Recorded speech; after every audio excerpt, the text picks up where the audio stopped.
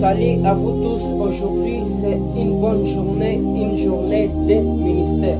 Et aujourd'hui nous allons finir avec la tribulation parce que déjà dans les commentaires m'ont dit pourquoi vous restez, vous insistez par rapport aux deux témoins. Nous devons alors commencer la tribulation pour savoir des choses que nous voulons aussi savoir.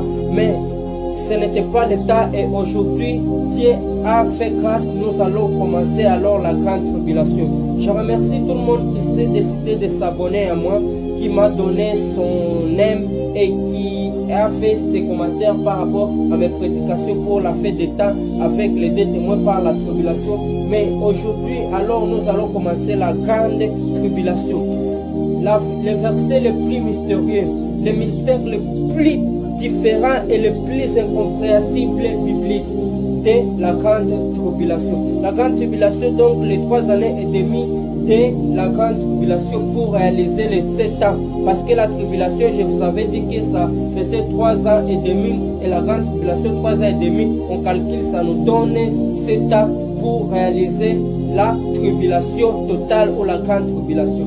Et aujourd'hui, nous allons finir avec la tribulation par les deux témoins et je vous avais dit qu'au 7e verset je finirai et je vais vous parler pourquoi ce n'était pas Élie, mais ce n'était pas Moïse, mais c'est Enoch.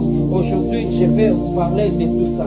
La Bible nous dit ainsi dans la tribulation et dans l'Apocalypse 11 et 7e verset. Quand ils auront fini leur témoignage, la bête qui monte de l'abîme leur fera la guerre, leur vaincra et les tuera. Donc, ici, c'est lorsque les deux témoins ont fini leur témoignage. Ils ont fini tout ce que Dieu leur avait dit. Si tu lis bien la Bible, on nous dit que quand ils auront fini leur témoignage, c'est alors qu'ils seront crevés. Si tu comprends bien que c'est Dieu qui avait permis à ce qu'ils puissent crever. Parce que quand ils auront fini leur témoignage, c'est alors que Dieu va permettre leur trépas. Alors, ici, nous allons comprendre qu'ils ne seront pas enlevés. Pourquoi? Parce que Dieu avait créé l'homme et il avait dit que tout homme doit passer par la mort. Et c'est là où il avait dit il avait dit à Adam que tu es venu du sable et tu reviendras du sable. Donc, ces gens doivent aussi mourir pour que la gloire de Dieu et la parole de Dieu puissent s'accomplir du jour au jour. Et je vous avais promis de vous dire pourquoi ce n'était pas Moïse, mais c'est Enoch.